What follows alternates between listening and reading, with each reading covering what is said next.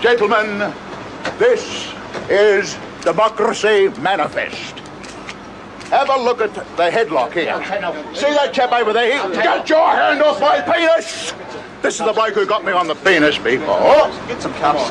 Why did you do this to me? Hop in the car. Get some cups. For what reason? What is the charge? Eating a meal? A succulent Chinese meal? Oh, that's a nice headlock, sir. Oh, yes.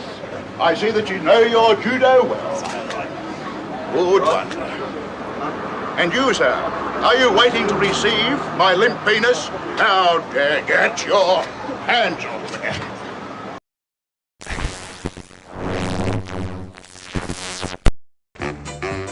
It's time to play the music. It's time to light the light. It's time to put on makeup. It's time to dress up right. It's time to get things started.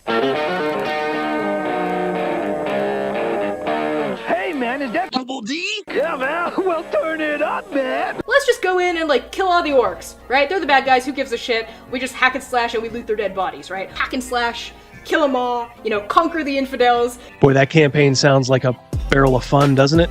Somebody who's opening a refrigerator and leaning in, right, is the language of a woman. Somebody who's opening the refrigerator and being cut off halfway through that lean is the voice of like a mermaid or a siren. They're utter shits. They're utter shits. This is not the face of the hobby anymore. And I think there's been mistakes made in years past where people assumed that D&D players were all, you know, white dudes in a basement. Which has been a faulty assumption for a lot of years and gets more and more false every day. And so it's, in my viewpoint, honestly, guys like me can't leave soon enough. I just had to be born with empathy and a weakness for socialism and femboys.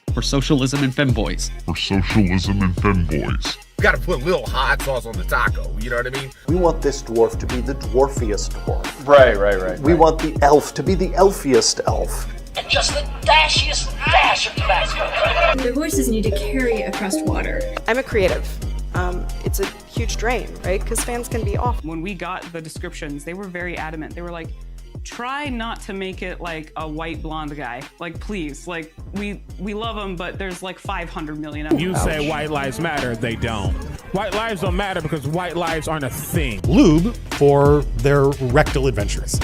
Lutherville, Marina Del X, Otisburg. Otisburg.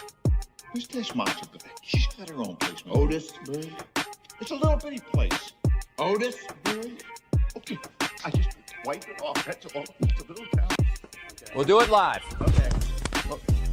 No. We'll do it live. Fuck it. Do it live. I'll write it and we'll do it live. Fucking thing sucks. In 5, 4, 3. Great, Sam. I've got a really big gorge here that I've got to traverse. Your mom has a big gorge. Did you cry? So much. I went into the house and my wife was like, "What's wrong?" And I just crawled onto her and sobbed. Oh my God. Well,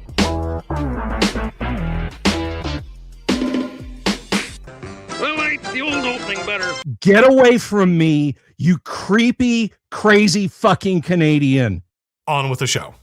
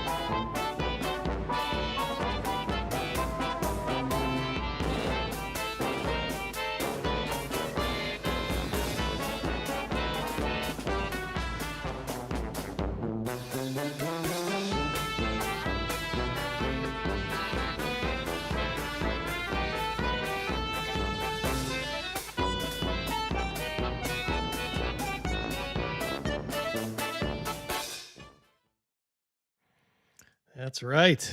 How you doing, chat?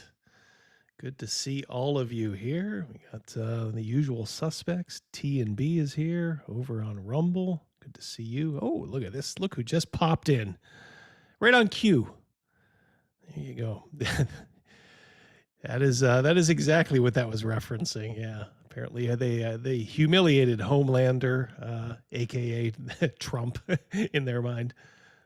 So they made him say he was gonna suck dick and eat shit. So good to see all you here. Surly's here. Like I said, T and B, Steve Kennedy, Hungar, all the rest of you. I saw Mac, Negative Space, Shawnee. Good to see all of you. But I have a guest, and I never ever like to keep guests waiting. Say hello to DM Blackwell. How you doing, Todd? I'm good. How are you today? Not too bad. Not too bad. Now, we talked a while back. It was probably like last year, I think, about Horde Wars. Yes. Your traditional fantasy RPG, kind of European based, from what I remember. You had a nice map there that it was inspired by Europe. Seemed like a really cool game. Yeah, it got less and less Europe like the further east you traveled. Yeah, but yeah. the Nothing wrong with that. westernmost part was fairly close. So it must have been a real surprise to you, having written a traditional, more or less a traditional fantasy role playing game, to actually find out you had written a zombie apocalypse game, according to one Steven Saunders, also known as Condor DM. What was your reaction to that? I found out because Joel Peterson did a video about the dangers of using AI to do your work for you. It's a very good video. Yeah. Yeah. And so I watched that, and I saw a lot of Steven's video that way. That's just very silly. I have considered doing a zombie game, but I would call it something else. Yeah. Well, now you have to, right? Horde Wars 2, maybe. But also, I think those kind of games tend to be that would be a little too narrow. If I was going to do that, I would do like a general survival horror game and include zombies as an element. I think that would be the right way to go. You can kind of scratch that itch almost with the Zombicide, the board game. And I know, there are some RPGs that deal with it, but like you said, it's pretty narrow. And I don't know. It's something tells me it would be interesting for a little while, but then after a certain amount of time, I don't know. It might play itself out. But I think so. Anyway, his description of the game sounded like a video game that had very little to do, nothing to do other than the name with what I wrote. Yes. Again, as Joel said in his great video, the perils of just using AI, which, as we all know by now, unfortunately, Steven does. He claims to have played. He has a list of like 100 games, that he's going to cover in the future. And in fact, he did James Bond, the James Bond RPG from Victory Games last week. And man, I was just, if I wasn't busy doing other stuff, I was going to counter stream him because, I mean, you could tell he's never run James Bond, even though he said, I ran it a couple of times, even though I don't like James Bond. Well, who runs the James Bond RPG if you don't like James Bond? I mean, Jesus. But I have a whole shitload of stuff up in my attic, just adventures, the rule book, the Q manual, all that stuff. And I just wanted to like counter stream him and just be like, all right, this is what the game really is. Not this AI slop, which he was obviously reading from. Yeah, it's very strange to see. I don't understand the point. If his goal was just to generate more content, surely he could just at least read the games he's talking about. Well, at least skim them, you know, at least just, I see, sometimes all you have to do is just kind of read the intro and, just to kind of get a feel and then kind of flip through like, oh, okay, I see, if you've been doing this a while, you kind of understand, okay, I see this is what we, kind of we're going for here. But no, that you are dealing with laziness on a scale you just don't understand with Condor. He is a profoundly lazy man. Ryan over on Rumble. I like that alliteration there. Bought Horde Wars after Black Lodge Games review. Cool. Yep. No luck establishing a group yet. Well, just keep it in the back pocket, as they say. Do you suggest giving it a shot as a solo game, or should I continue to hunt for a party? Ryan asks. What do you say to that? I mean, generally, for role-playing games, you should play in a group. If you are struggling to find a group in general, doing some solo gaming could be fine. Also, consider reaching out to us. If you haven't joined our Discord, you may be able to play in at least a one-shot with me or with Nate or with a group of our customers. And so you could kind of get a feel for the game that way. Also, we do events, both private events, and we're planning to be at North Texas in a week or so, Central New York a week after that. So if you happen to be in an area where we're doing a convention, you could come and game with us there as well. You summoned him. You said, we'll be at CNY. And then literally Roger just... that's going to be cool. I will be at CNY, as a lot of you know. There's going to be a lot of people there. We got a lot of divers there and some good industry people. Good to see you, Roger. In fact, Todd and I were just talking off stage about how this thing is getting bigger already. I'm sure you've probably seen that in the participation, the attendees already that have signed up, Roger. But I think everybody's looking forward to it. I know I am. It's a good time. I think you will. I think you will like it. One other question I saw, which was from Teddy the Bear. Yes, you could run a squad of ODST using Dropship. Okay. Yeah, and we will get into Dropship in just a moment. That is your new game, your new sci-fi game. In fact, tell you what, why don't we?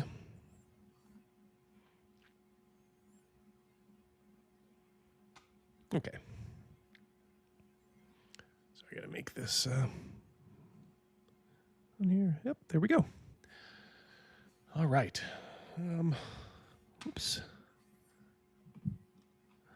Yeah, this is Dropship. Here. Yes. So this is your you went from fantasy to sci-fi. What was kind of the original spark that made you want to go do a sci-fi game? Nate and I, my co-author and I, didn't feel that military sci-fi had been done well, and certainly not lately. And we wanted to play some, and we originally started working on a D&D hack, and then we decided to make our own game. That actually happened years ago, 2017, 2019, somewhere in there. And in the course of playtesting and development, I actually wrote Horde Wars as a thought exercise for how to work on the careers for this one, for character abilities. And we wound up being popular enough with our playtesters that we then developed Horde Wars first before resuming development on Dropship. Okay. And so this has been a long time coming. And as a result, it's a lot better quality than the original draft. The original draft worked, but this is a lot more polished and plays a lot cleaner. And I got to play with Patrick Demo about 2 or 3 weeks ago. Speak of the devil, Patrick for 10. Good. Thank you so much, Patrick. Thank you for popping in too. He's going to have to catch the rerun though, as him and his lovely wife, they're heading out to their weekly Saturday game. So he just wanted to shout out to Todd and wish him all the luck with Dropship, as we all do. And he had fun playing it at CabinCon. And by the way, guys, if you're interested, you want to take a look at, thank you, Patrick. If you want to take a look at Dropship or even Horde Wars, if you want to circle back and maybe grab that link, as always, in the description to the stream. It'll take you right to DM Blackwell's store, and you can just buy it right there. There's no crowdfunder or anything. It's just right there. Yeah. Right We there. did pre-orders based on customer feedback. So we did a poll, and our existing customers and people who had expressed interest, there was like a 73% majority vote for wanting to do pre-orders instead of a Kickstarter. So we went ahead and did what the customers asked. Well, you always got to listen to your customers, right? I mean, it's so many. It's weird how so many people don't understand that kind of one simple thing, that customer is always right. Because without them, you're obviously you're shit out of luck. And Roger, back here about CNY, it's going to be a blast. Can't wait. Yeah, neither can we. Held off buying Horde Wars because I want to buy it direct at the con. Okay, so are you going to be selling? Yeah. Paper copies at the con. Good. Yes. So we should have some hardcover print on demands for both Horde Wars and Dropship. We should have some premium soft covers for Horde Wars, and we should have some didn't scratch ones for Dropship. Yeah, about 2 days ago, I had our first print run arrive, and the manufacturer made a mistake, and all of the spines are scratched. Ooh. And so I contacted them. It sounds like they're willing to do a replacement. And they said to just go ahead and take the existing product, bring it with us to cons, and sell it at a discounted price. I'm a huge believer in that. I think those are deals. I'm not precious with my books. I'll mark them up.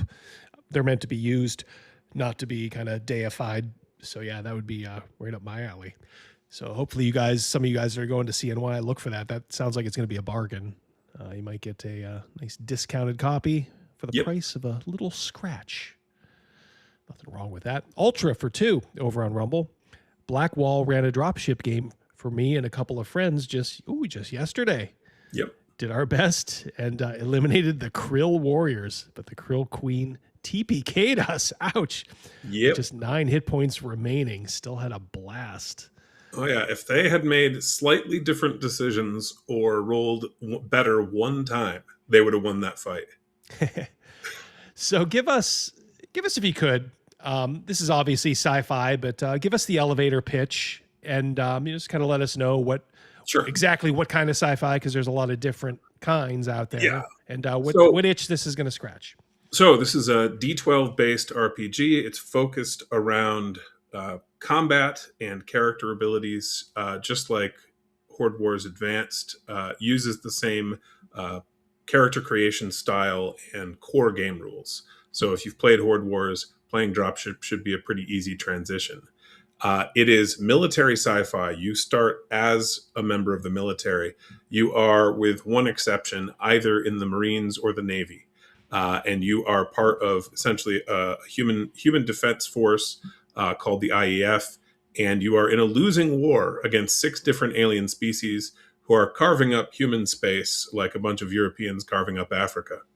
And for some reason, humans don't like that very much and are attempting to resist. But we are losing, and without dramatic character action on the part of the players, the humans will lose.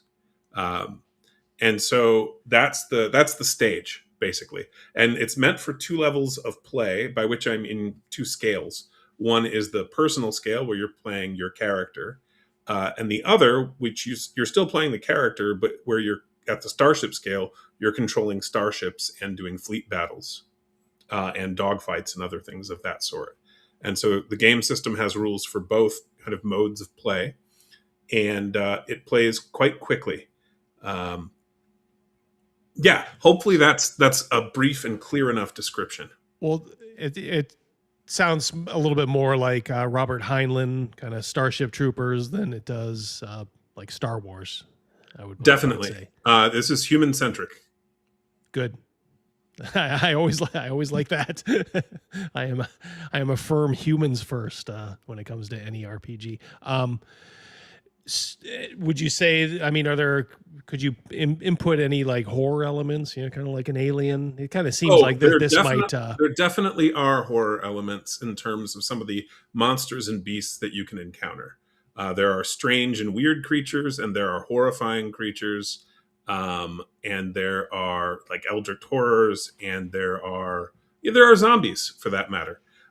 In addition to these various alien factions, because when you go to different inhabitable worlds, there are different creatures there. I think we did 25 different types, maybe 24 different types of planet that someone could live on. And so that can determine some elements of encounters there, but also the native wildlife. All right, so we're looking here, and you were kind enough to provide me a PDF copy. This is not a level-based game. Kind of follows more I guess the traveler model of careers. Is that correct? So you are definitely leveling up, and you're leveling up when you build a character. You're picking 2 careers and combining them together, and you get the starting abilities of both. And then, as your character gains experience and levels, your skills will go up over time. You have some control of pushing certain skills or certain abilities. And then when you hit a new tier of play, which is character levels 5 and 9, you can advance in one of your careers or in your species. And that will give you more powerful abilities generally. And you'll only ever get 2 of the 4 or 5 that you have available to your character. So even characters that started with the same 2 careers could wind up quite different in terms of their higher level abilities. I like that you put in the religious, the chaplain theologian. He matters quite a bit. There is a faction that is basically controlled by space demons, including that they're incorporeal and can possess your body. Oh wow! So he is necessary on some missions. I love it. And to answer your question, TNB, that was D12 based. It's a D12 plus a modifier against a target number is the general rolling pattern. Same system as Horde Wars? Yes. Yep. And it does play faster than a D20 system for a few reasons, one of which is obviously you've got nearly double the odds of critting if a natural 12 is a crit instead of a natural 20. But also it let us embed penalties in the dice. So when your character is starving or diseased, often you will be gaining one or more levels of affliction. And that just means instead of rolling a D12, you'll be rolling a D10, a D8, and so on as you get weaker. Once you go to below a D4, you're either dead or in a coma, depending on what put you in that state. And so that allows quicker play than if you're rolling twice, taking the lower result, or if you are adding some subtraction step. The same is true for how we've designed a lot of abilities. The way that area effects work is designed for speed at the table while keeping tactical depth. And we learned in playtesting, it's not what we expected, that by giving almost every career and pretty much every character that gets made winds up with an ability to react off turn called a maneuver. By giving that to most of the characters, we found that the game actually plays faster. We expected the opposite, but what winds up happening is players who would not be paying attention otherwise are paying attention because they can do something just once in the round. And they're trying to pick the right moment to do the cool thing, whether it's blocking an incoming attack, creating an energy shield, yelling a command at one of your subordinates, whatever it might be. Now, you would you say the game has, for lack of a better word, kind of like a darker tone? I mean, it certainly sounds like it. With pretty much where humans are going to lose unless. Well, I mean, dark in that it desperately needs heroes or effective soldiers. But that's exactly where you need heroes. You do not need heroes in heaven. Everything's perfect. Yeah, well said. Well said. Get this from Bangs Naughty Bits. I like that name. $5. Thank you. Will there be a dark mode? I have significant issues using many rule sets on Demiplane because it fights forcing a dark mode. Subscriber barely use. Is there any way to make the background, I guess, of this black instead of white? I think is what he is asking. Thank you so much, sir. Pretty sure you can do that in basically any PDF editor if you want to. In fact, it's a setting in some readers. So it depends on the reader and your capabilities. Did we design this to be inverted colors? No, because there's color art. Yeah, yeah, that would be a problem. Yeah. Yes. So maybe just kind of fool around. Yeah. I'm not sure if Adobe just makes it easy. I want to say Adobe does. I think I have done that at some point in the past, but it's. I think I have too, or at least I've seen it done. Yeah. Yeah. So maybe try with your reader. And there's probably some okay like free readers out there that you can play around with, but I kind of feel your pain too. My eyesight is not getting any better. I have macular degeneration, so at times my eyesight is atrocious. But yeah, so hopefully you'll be able to flip those colors there. Would you was there any like particular like I guess book, movie, TV show that was kind of like the genesis of all this? No, because there were as far as books at least thousands that I've read. Yeah, it's kind of what I thought. I'm gonna guess a lot of Heinlein. Even I guess even like video games. Like I don't know, were you like a Halo? Did you? I enjoyed Halo 1, not so much the sequels. Mm-hmm. I also enjoy what's it called? It's right here. XCOM. Oh yeah. Yeah, I had a buddy who played the hell out of that. And but I did a lot of rereading or research while we were working on finalizing this over the last year or so. So like I read The Expanse and watched the entire show as well. I reread The Prince by Jerry Pournelle and S.M. Sterling, which is military sci-fi following a mercenary unit of soldiers going around basically fighting in human space against other humans usually. And it's a really well-written book. I definitely recommend it. Was last printed in maybe 2002, 2005, somewhere in there. But just a ton of different reading. I could not possibly name them all. But the short version is, if what you're really asking is, could I use this game to play some other setting? Yes, you could.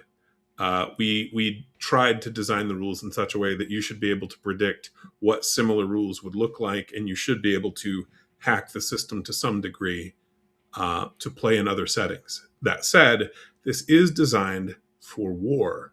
So if you want to play Star Trek Explore the Galaxy, this is probably not the right game, or it could be, but you're going to need to write about 30 pages of your own content because there's going to be times when you're not fighting battles. Yeah. Well, if you try to please everybody, you're going to come out with something that's less than ideal. Yeah. So I think you did right by focusing on, I guess the strength of the game, right? Which is more the military aspect. Well, yeah. And I mean, we got about 100 pages of content that we could do some more work on and release at some point. And that includes some civilian stuff in this setting. But it wasn't, we didn't feel like that was a good part of the core of the game, that the military sci-fi was more important. And that would really be, we want to play a different game with these rules. So maybe as a supplement or something for people to pick up, that might work. And we did mess around with playable alien species. We had 6. However, we learned quickly that in playtesting that messes with party dynamics. And one alien is usually fine. And when you get more than one, the party winds up disunited very quickly. I could see that. I could definitely see that happening. Including with the exact same players who, when they all play humans, are united. And we found this with group after group. So we wound up not including those rules. If we were to ever release them, it would include a recommendation that says, if you're going to play with this, either have one alien who has an excuse to be on humanity's side, or all of you play one type of alien who are trying to kill the humans. Yeah. Yeah. There's nothing wrong with that. Yeah, it seems like, yeah, if you had an alien in the party who was not, who who didn't have the same aims as the party. It's the same as having like a lone wolf player, you know, in any D&D group or anything like that. Just it's going to be disruptive. You're always going to be like doing a bunch of stuff for the whole group except for one person or, you know, a couple of people. Okay, now I know you guys want to wander off and do your own thing, so let's do that, which is fine, you know, but it's fine if it happens organically, you know, but when, you know, like I said, when you have these kind of people who just love, you know, just throwing a monkey wrench in everything and they're always doing something different, it gets a little tiring. So, and I will say, as you would expect in a military sci-fi game, rank matters. Earning medals matters. Also, what you might not expect, your character's age matters in that, your lifespan is a resource because you're traveling vast distances, even faster than light. It's not all that fast. It's still months to get to another star system. And so every time you deploy to a new system, you're burning, you know, 1 to 4 months of your character's life, possibly more. And if you played 40 or 50 sessions, your character could literally die of old age. If you do not, either mitigate that by getting a hold of some cryotubes or choose to play a young character. In one of the varieties of human you can play, we've got 5 varieties. One's the normal human from Earth, like ourselves. And then the other 4 are environmentally adjusted humans, like ones that are used to low gravity, ones that are used to heavy gravity, ones that are like the descendants of deep space truckers, basically. So they've been on ships for generations at this point. Right. And also we have one that are descended from worlds covered in radiation, usually from nuclear fallout. And those guys, the Wastelanders, they roll for old age at 20. And so they could live hard and die young. Right? Yep. They could technically die of old age at 26. Usually they'll make it to their 50s. Yikes. How do you, I'm kind of an amateur nut about like science and black holes and faster than light travel. How do you handle that in the game? Is it like wormholes? Is it like some sort of FTL drive? Yeah, we do have some wormholes that could be discovered. It's possible to find one that's with either a fixed another location it goes to, or one that has one fixed end and the other one just bounces around. So it's possible to find those, but the main drive is a faster than light drive. But it's still happening in the actual universe, and so you're limited essentially by your ship's sensor range as to how far away of a target you can jump to. Kind of like original Star Wars implied when they were talking about possibly running into something if they were jumping to FTL without the right calculation. Right. And so similar setup in that regard. And so you could theoretically go faster than light across the universe, theoretically, but you would die because you wouldn't have picked up any of the debris, random bits of dust or comets or asteroids or whatever there might be in the way, or just a star. And and so the sensors act as the limitation on how far each jump can occur. You go down the rabbit hole some of these videos, and it's almost not good because it'll make your head like explode if you were like, I saw the one video and this I think it's the Cool Worlds guy. He was talking about if you were able to go, let's say, you know, because obviously, as we know, like realistically, you can't go the speed of light because it would require infinite energy. But if you were to go like 99.99%, just all the weird stuff that just starts to happen, like you start to see that background radiation of the universe, and somehow, like if you could keep your body alive for like 200 years going that speed, which is not, you know, if you think about it, it's impossible now, but you could almost envision a near future where, you know, through science, medicine, and all that, it could happen. And it's like, oh yeah, but by the way, when you get there after 200 years, you're like 10 127 trillion years into the into the future. There's gonna be nothing around you because space has just pushed everything away. You're like literally like a little island universe all to yourself. It's just insane stuff. Yeah. So my co-author is a physicist. So a lot of the choices that we made are grounded in physics. Occasionally we do a choice for gameplay purposes. You have to, but it's like Interstellar. The movie. He wanted it as grounded, as close to science, and Yeah. But at a certain point, to make a good movie, to make a good game, you gotta take a leap and just say, well, guess what? This can now happen. Yeah. So for example, inertia is a thing in space combat. Like that's an actual thing that matters. The same is true, but we make certain assumptions about space combat. One of which is that any useful combatant is capable of 360 degrees of acceleration. Namely, ships don't just have a drive behind them and that's it. That would be a really stupid way to make a starship for fighting. Right. Right. We assume that no one is that dumb. Yeah. We also assume that all starship combat has to happen at sublight speed for the very simple reason that you could not aim. You would not be able to have any sensor detect the target, give you the information, and then fire because you'd already be past it. Now, is this a game where you definitely would want to use markers or tokens of some kind or models to represent the ship combat? Yeah, ship combat, I would recommend using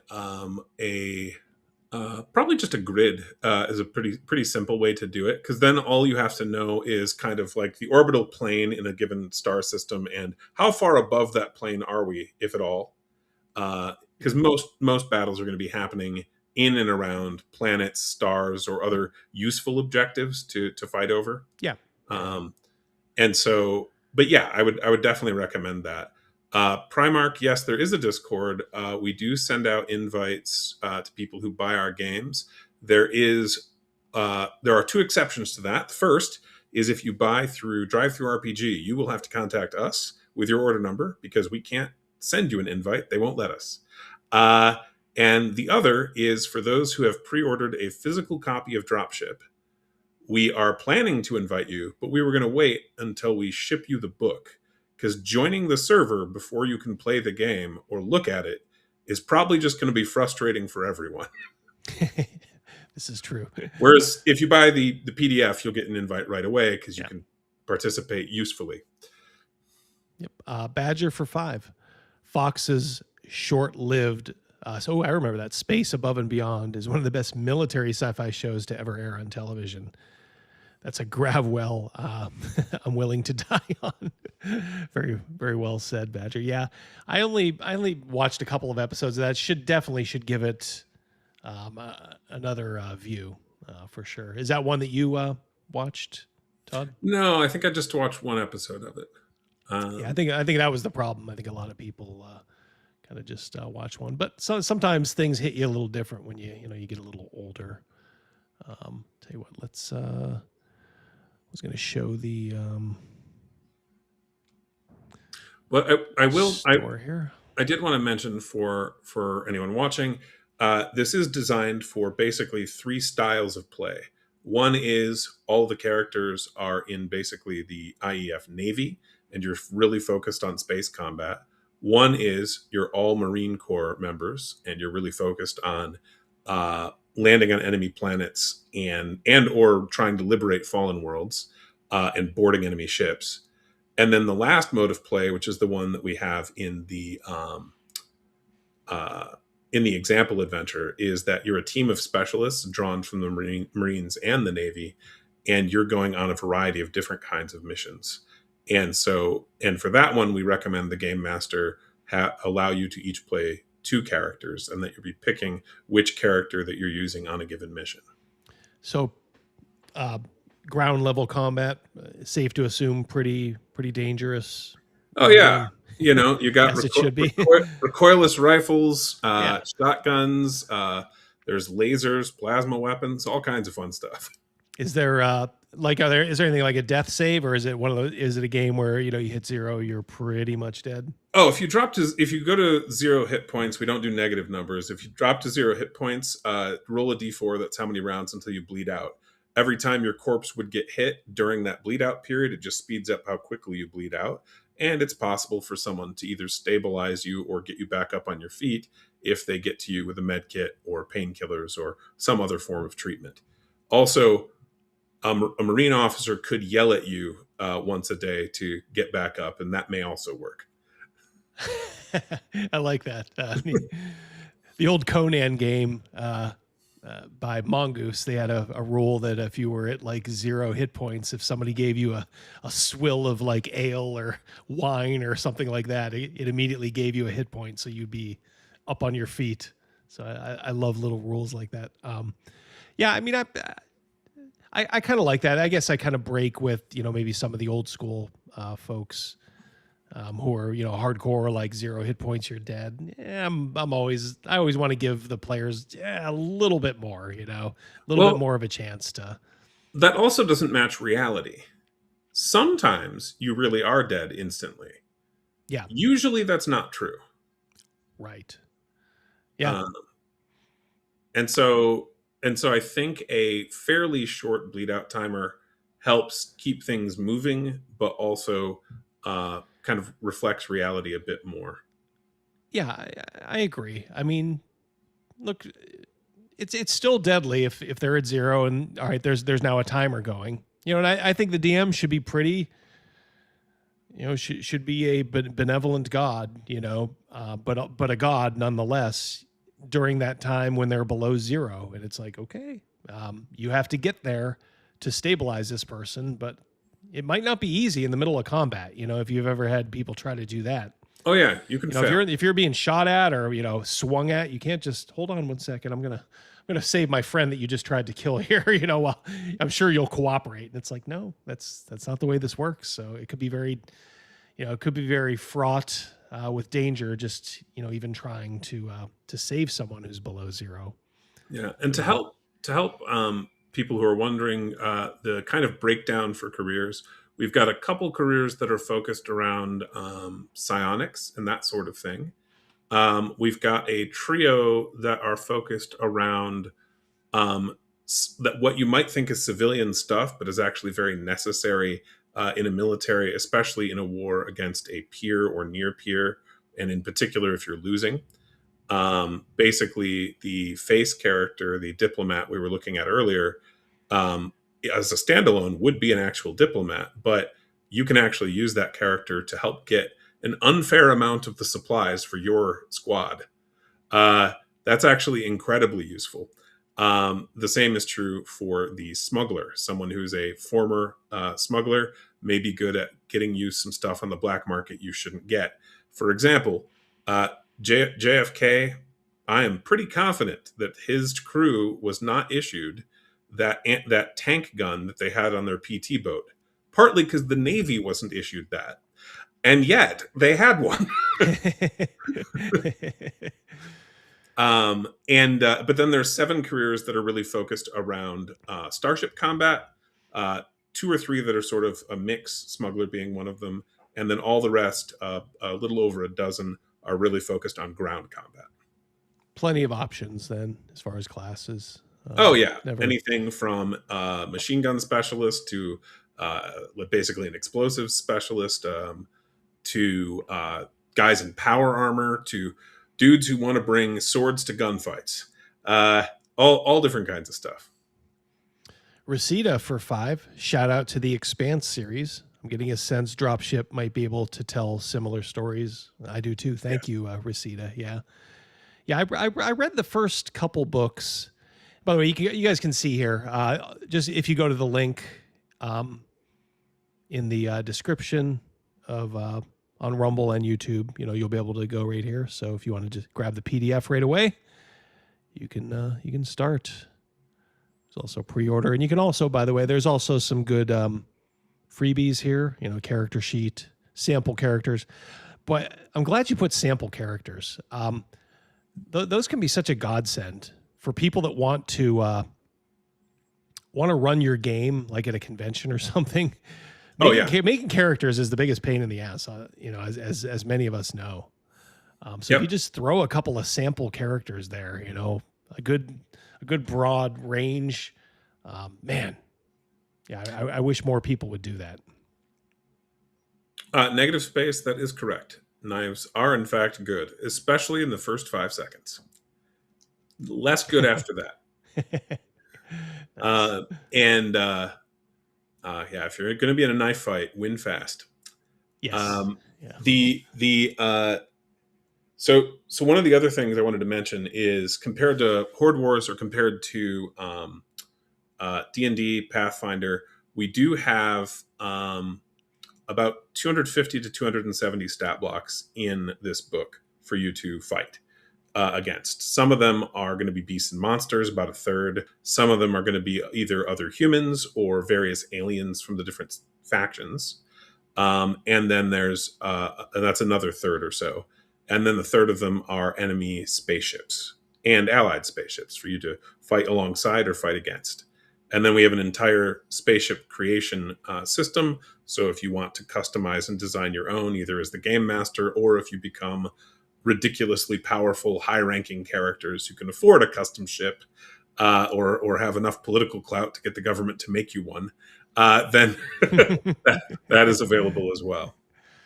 And there is definitely the ability to customize a ship that you have control of, to steal components from enemy ships to customize your own, and this sort of thing. Show kind of like what a stat block looks like here in the game. Oh yeah, perfect. Nice Patty from Patty's Parlor Games did that piece, the Rampager. Ooh, always does good work. Yep. Yeah. Great job, Patty. Yep. That must be, is that the muck monster then? No, that's the Rampager. That's the Rampager. Okay. Yep. Sorry, I got confused. It was underneath. Yeah. Defensive 8, hit points 60. What would a like as far as hit points go? What would be a really hard hitting creature to put down? I'm gonna guess this is probably one of them. So 6. He's hard to put down. If you look at his regeneration trait, have a read. Scroll down. Oh, there we go. Yep. Beginning of your turn, you regain your maximum hit points if you have not been damaged by a critical hit within the last minute. Ooh. So that guy. Yikes. So all of our stat blocks are written as though you're the monster, because we learned that takes up significantly less space on the page. Also, when you're the game master and playing the monster, you are taking on the role of the monster. So that is you. And so anyway, so what that means is every round at the beginning of the round, that guy gets his full health back. So you either have to kill him in 5 seconds flat, or you have to crit to be able to kill him. Whoa. All right. Yeah, that is that's gonna be a problem for a squad. Oh, for sure. Yeah, definitely. I like it though. Frenzy, you deal an extra die of damage against targets. Like I said, one of these could probably rip up. Yeah, you get unlucky with your roll. The way I'm kind of looking at it here, it seems like one of these could rip up a squad pretty good if the rolls are against the group. Unless the group chooses to focus fire. But the thing is, you won't always run into one. Yep. There's hordes of them, like zombies. There'll usually be more zombies, but yeah, you can run into a few. Like the Glimmer Lion was a fun thing. That is a cat, a giant cat that is invisible to normal vision, but is perfectly visible to thermal optics. I like that. Yep. And so it's just not visible in our normal light spectrum. Extra dimensional. Yeah, invisible to standard perception. So it's like it exists in a different dimension. Yeah. Oh, that's cool.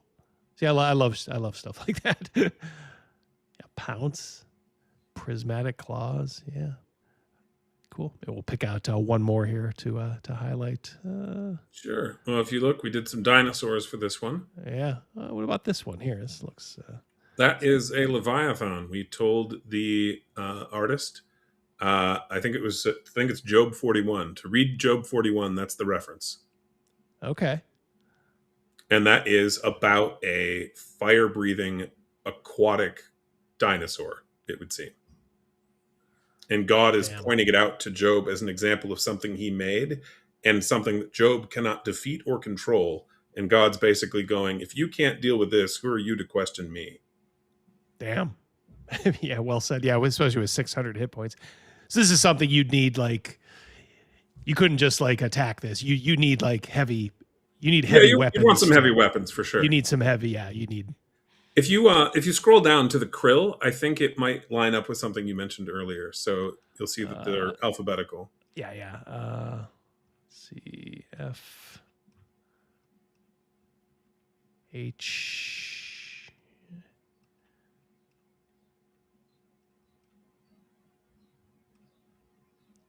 Oh, krill hive here. Yeah, so this is an insectoid hive, and so there's a type of world called a hive world that the krill have completely overrun. And if you scroll down a little bit, you'll find two pieces of art show you what two of them look like. Ooh. That's the krill warrior. I like that. Kind of like a Drider-esque, sort of. Yeah. Yeah. I like it. And then that one is their blaster beetle. Oh, yeah. Yep. Definitely some Starship Trooper inspiration. I love it, though. Yeah. Yeah, for sure. Krill blaster. So this is probably a good villain you could hang your hat on. Oh yeah, I'm guessing it's what killed Hunter's party. Oh, it's okay. Yeah. They went to a hive world and they were supposed to rescue a scientist, and the scientist, the reason they were supposed to rescue her is she had figured out where one of the enemy aliens' homeworlds was, and so it was really more about the intel than rescuing the scientist. And unfortunately, after they landed, the players attempted to traverse the planet's surface and failed to do so stealthily and were immediately attacked. Brutal. So you got to be a bit of a probably a hard ass DM, I would think. Yeah. Are there any mistakes you think a DM could make, like trying to run a game of Dropship? I mean, obviously there are all kinds of mistakes game masters can make, but generally speaking, follow the rules. If you don't know a rule, it's okay to make a ruling and look it up afterwards, but you should try to learn the rules and follow them just like the players do. There are places where you're allowed not to, and the rules tell you that. Nice. Yeah, I was just kind of thinking more, just specifically for this, like maybe being even a little too hard. I mean, is it possible to be too hard as a DM in this?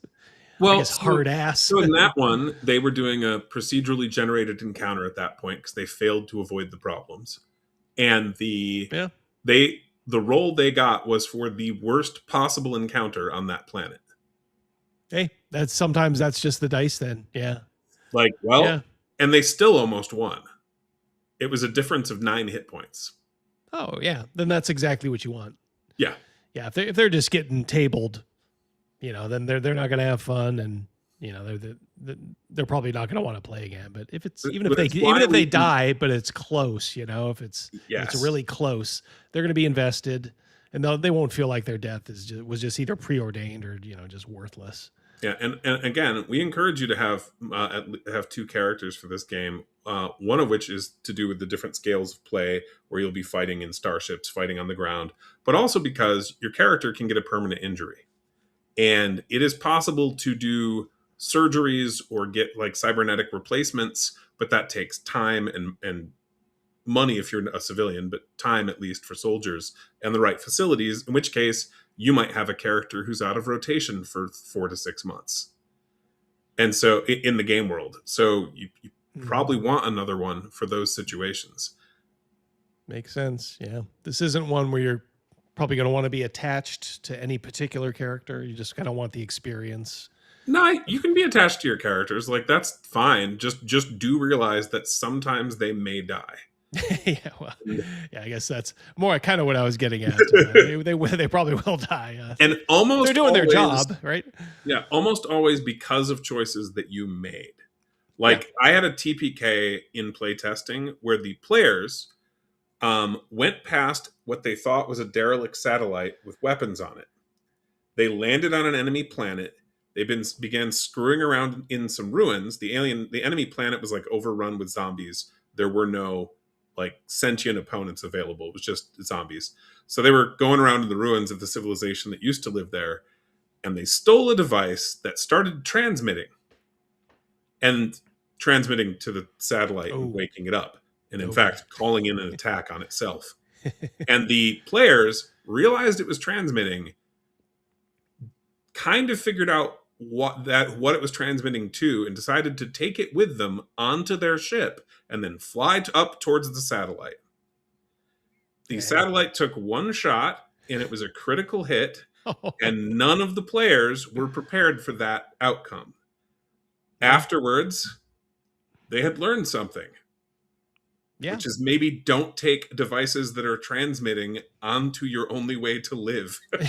Yeah. Words to live by.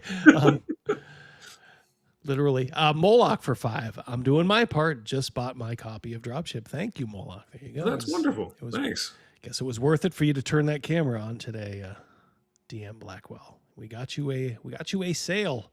Cool. Yeah. So I like the way some of these creatures look. Good. The art is solid. I'm down with it. I like it.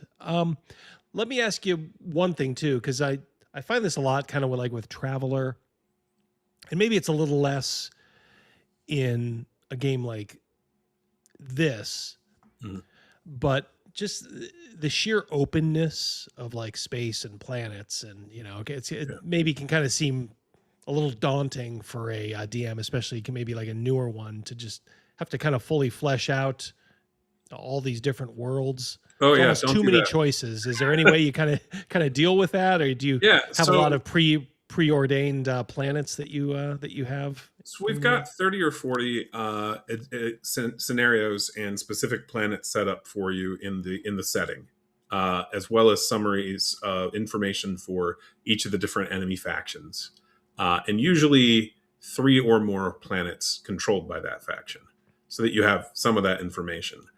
Many of those are on one of 2 sector maps that we also provide, so you can see where they are relative to each other or relative to Earth. A few of them are not on those maps because they're so far away, but then you just have the direction. Which way are they? And the other thing to mention with that is we do not recommend trying to plot out every planet. That actually is not nearly as fun for the players. We recommend that you plot out in a given sector, say, where there's maybe 40 habitable worlds-ish. In a given sector, we recommend that you plot out somewhere between 1 and 6 that are fixed points that you've actually prepped, and that for everything else, use procedural generation. We provide robust rules for that in the book, and the players are almost always excited to see what they discover, and they will discover nothing if you write it all. This is true. Yeah. So basically, you have some charts that they can lean on, and just kind of let your imagination run wild as it kind of unfolds before you. And I think too, like you said, it's not like you can just kind of jump between stars like that. So there does have to be some thought. So if they're going to, I think basically if your group is going to be going to a certain sector, you're probably only going to have to work on, one sector. So it's probably not as daunting as you may first think. Exactly. And we provide a lot of sample content, enough that if you just used that, you'd have nearly a year of gameplay if you were playing once a week. There you go. And there are some additional components to the setting, some infighting among humans. The government may or may not have left some people to die. Well, I notice you have corporations too. Corporations will sponsor individual military units, sort of like NASCAR, except that they'll only sponsor one unit, or one unit will only get one sponsor. And the reason is because each of the corporations wants to look like they're supporting the war effort. So it's important people be able to read their logos. I was going to say, I'm picturing a bunch of Marines with Pfizer patches on their arm. I love it. And so that's definitely a component in the setting to be aware of. And the corporations do typically have their own agendas, and depending on which one you get sponsored by, if any, you may be able to help them pursue that agenda, which may or may not be legal and may or may not be in line with the government's plans. And are there hooks in Dropship for integrating miniatures battles? You can absolutely use miniatures for both the personal scale and for the starships. If you were going to pick one, I would pick the starship scale, because you're a person. You can estimate distances to some degree out from you. It's much easier to picture in your head somebody's 10 yards that way than the distances involved in space combat. And so if you had to pick one, I would do the space one first with miniatures. I would agree, just based on experience. I have fond memories of playing the old FASA Star Trek game. And, for as kind of like Star Trek-y as it was, space combat was actually pretty straightforward. They gave you all these chits, these cardboard chits, like an old Avalon Hill war game. Oh, sure. Yeah, you had a hex map. You laid it out in front of you, and then it's like, okay, you have this much power to allocate. What do you want to do? Do you want to move? Do you want to fire? Do you want a combination of the two? If you do that, then you're not going to be able to do a whole lot of either. And then there's other communications, and it's like, it's actually kind of cool. That I don't think any game has kind of captured, that sort of Star Trek-y feel. Like, I can only give you so much power, but and I do remember it did help to see where the ships were in relation to each other. It just is. I mean, you can kind of hand wave it, which a lot of people love to do nowadays, and that's okay if that's the way you play. But when it comes to this kind of stuff, I kind of want to see coordinates, motherfucker. Well, yeah, but also don't hand wave it. Actually, the only time you should hand wave it is if you're playing theater of the mind at like the character scale, and there is some ambiguity with how you describe something as the game master. If that happens, rule in the player's favor. Why? Your screw up. That's why. You did not make it clear. You should rule in the player's favor, because they did not have the opportunity to see otherwise. Yeah, to be fair, I'm not a huge theater of the mind guy in any scale. I like my minis, and even if I did play minis, it's that old battle between you don't want to infringe on somebody's imagination of maybe what's going on, but in the same respect, over the years, the few times I've tried to do it, there's so many people saying, "Wait a minute, where's this piece of where's the table? Where's the cover? Where's the rock again? I thought you said it was over here. Oh no, I meant it was over here." And then it's at a certain point, it's like, just draw it on a mega mat or something. This is the battlefield. At the very least, just draw the highlights of a battlefield. Oh, sure. This. Now you can kind of picture in your mind. You can let your imagination run wild that these lines represent something. But now there's no longer any doubt. You guys are here. You're behind this. Those guys are over there, and they're coming for you. Now go to it. Yeah, and we do. As far as like in-person events, we do typically use miniatures. I'll do theater of the mind every once in a while, and I will certainly do that online if I'm running games.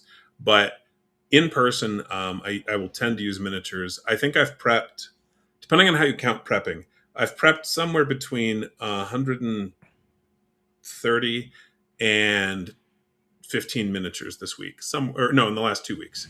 I rebased 100 miniatures and did a little bit of touch-up work. Did more robust touch-up work on about 15. Painted a squad of heavy soldiers to demo at conventions, and then painted a few other things as well. And then I've been prepping some others. Nice. I feel your pain. I'm in a different era, but I'm doing 15 millimeter Napoleonics. But it's been nonstop. Like I have like 2 whole boxes, to paint armies up for, and it's a grind, but I love doing it. It's a lot of fun. It is. But you're actually doing something too. It's like, I don't know, you're engaged here. You're engaged with your hands. You can still listen to stuff. That's why people who are kind of afraid to paint stuff up, I would say just try it. I mean, contrast paints make it so easy nowadays. Like pretty much a dummy can do it. Although I don't prefer them. A lot of people don't, especially some old school. I've adopted them. I've embraced them and adopted them. I understand why some people don't. You can I like them for terrain. Mm-hmm. Yeah, they're good for that, for sure.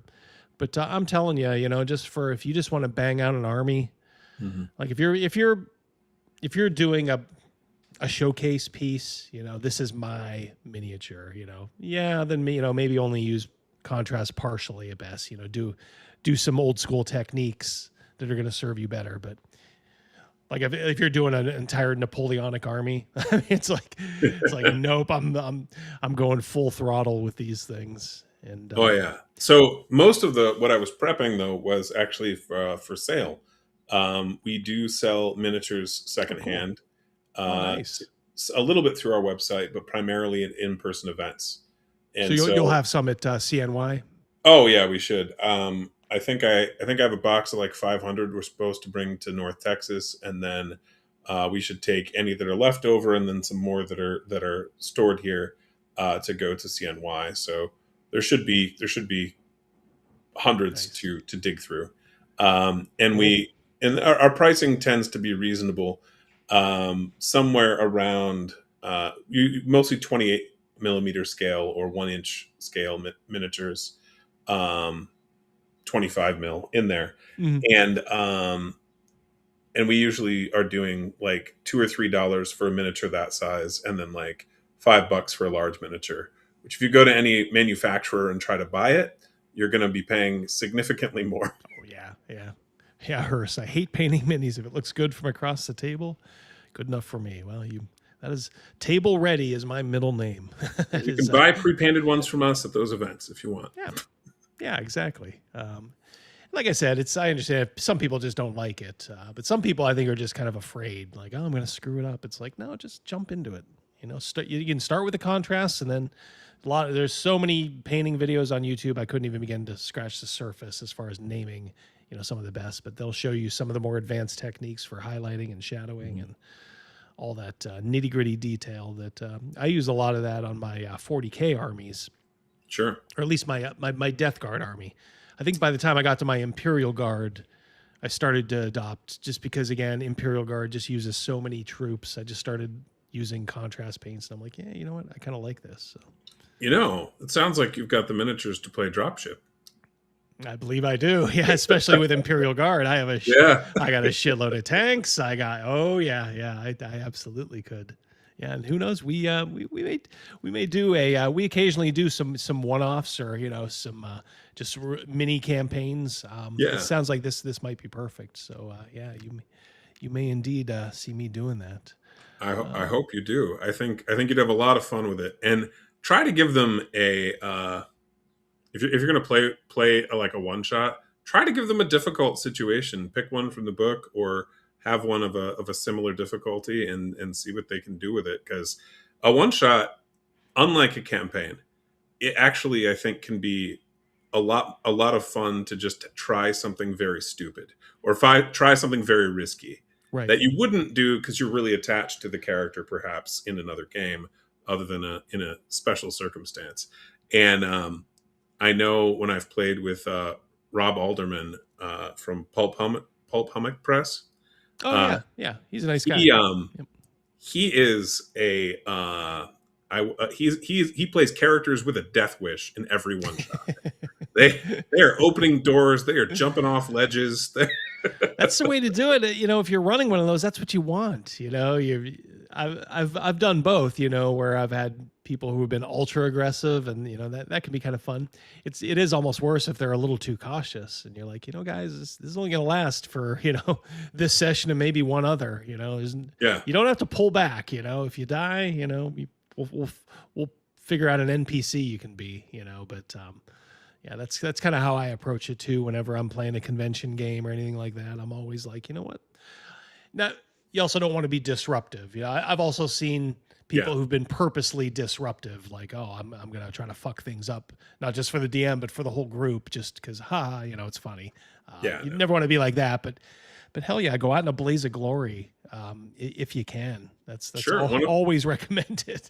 One of our con games is inspired by a real life thing where a group of about 19 guys held off an army of 4,000 for months, partly because King John wasn't the best military commander, but it was pretty funny nonetheless. Those guys totally held a castle against him.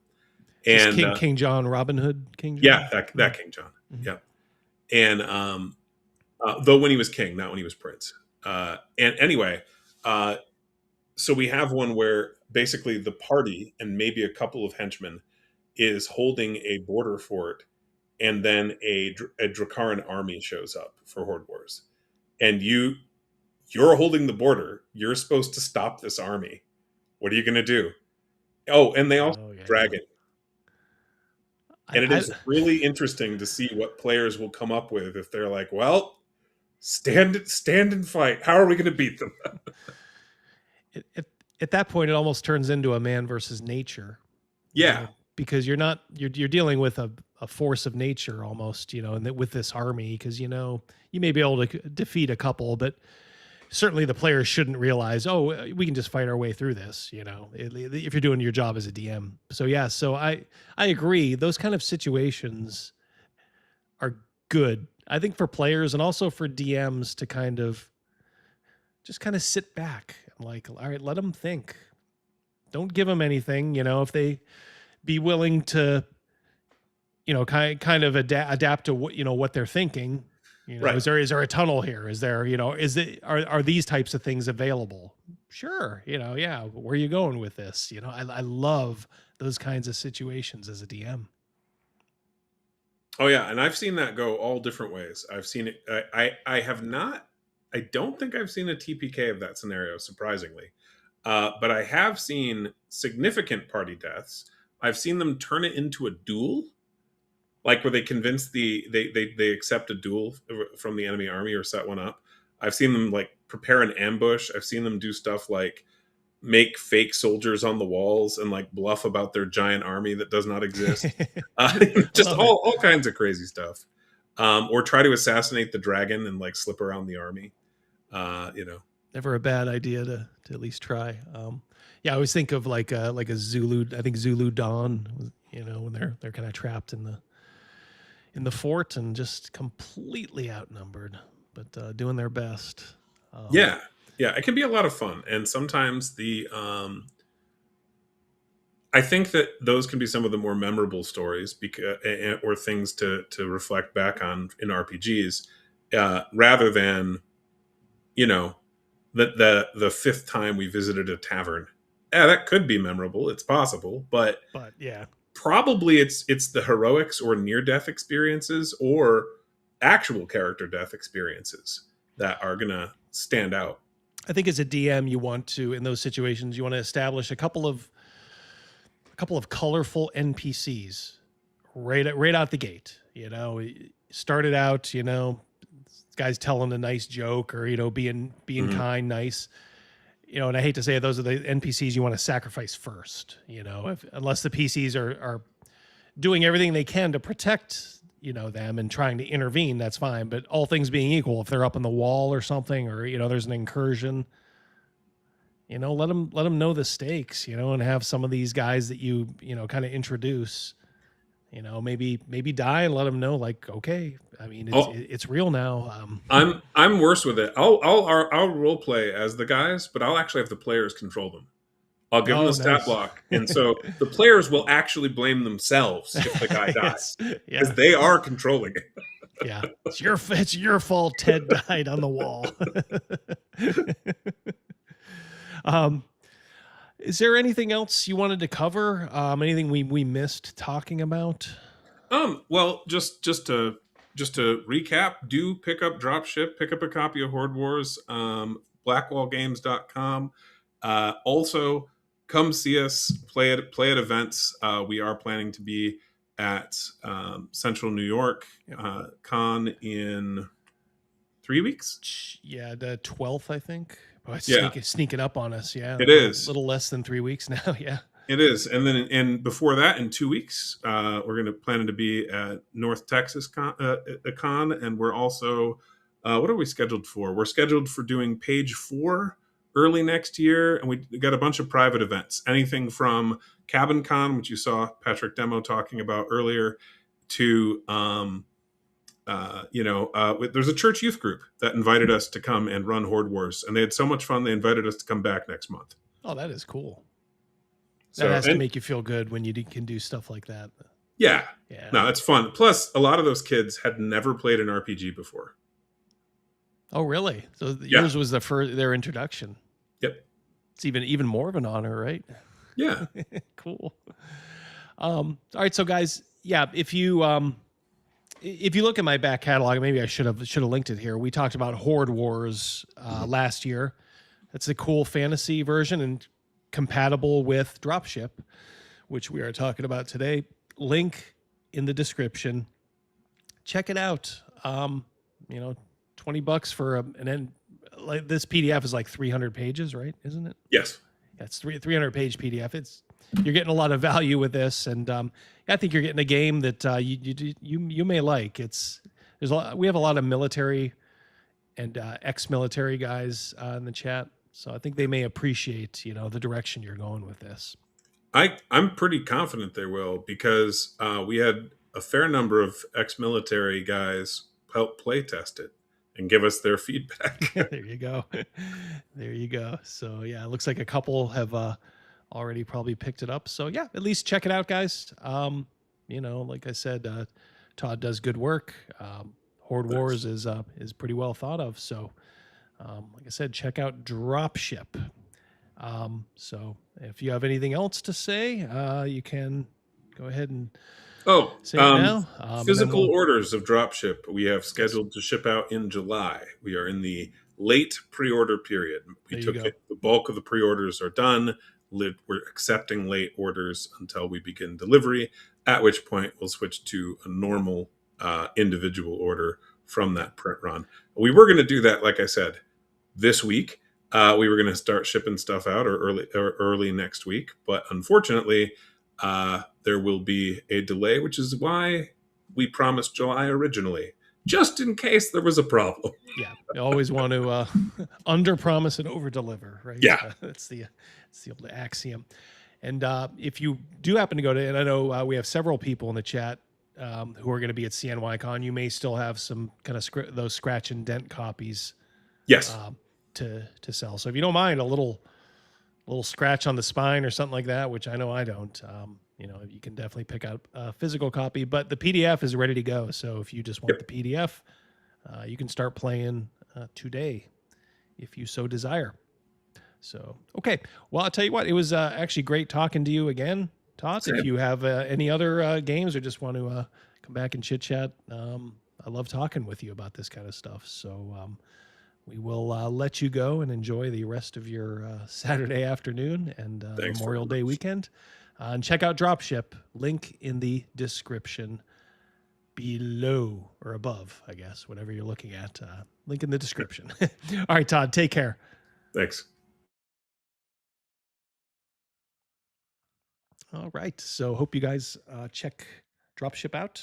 Does seem like a really cool game. I was kind of going through it last night and a little bit today. It's really big.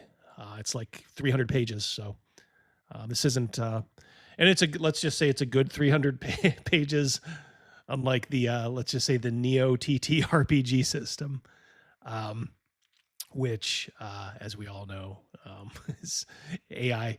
Something like that is AI junk. This is like really top-notch stuff.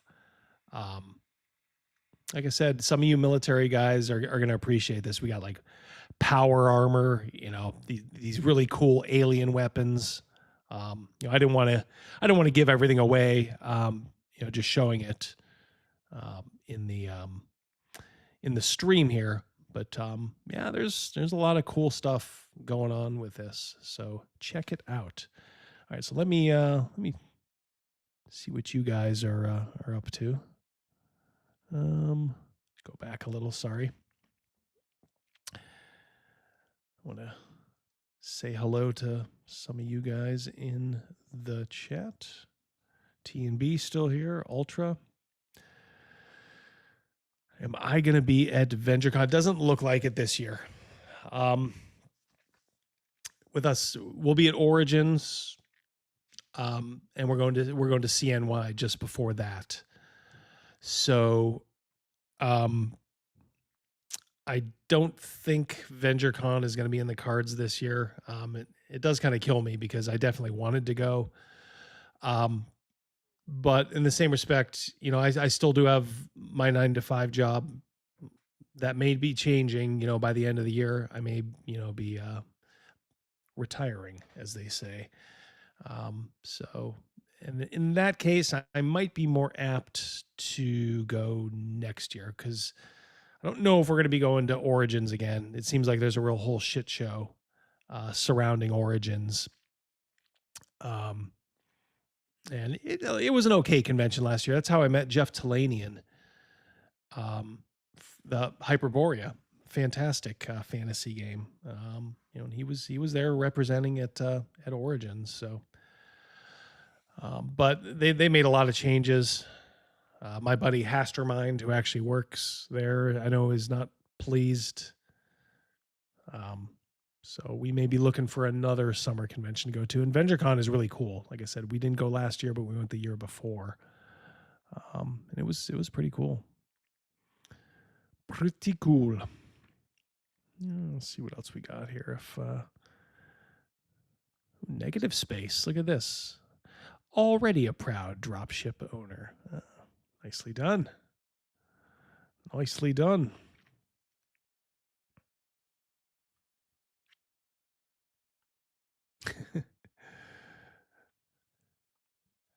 What is the weight killing you? What weight is killing you, JP?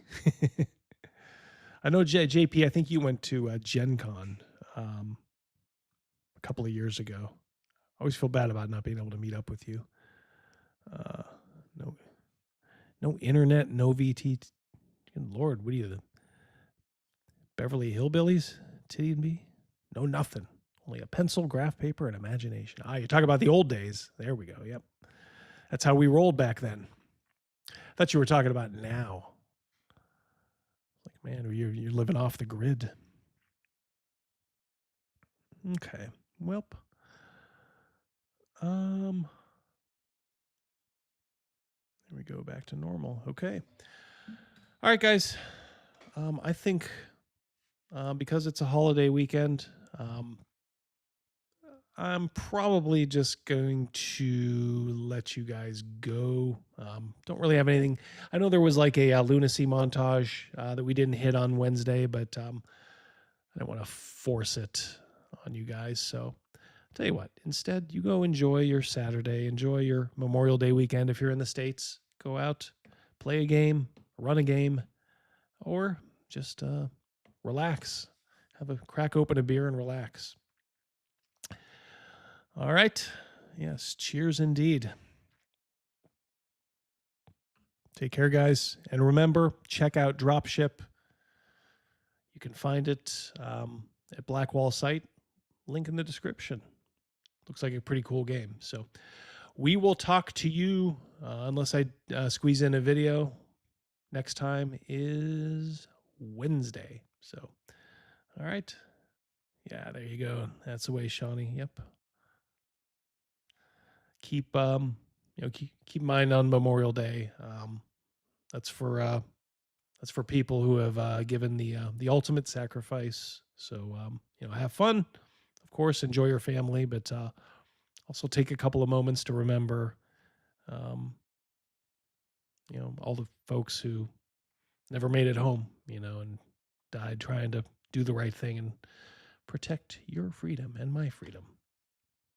All right, guys. Take care. Double D, I will see you soon.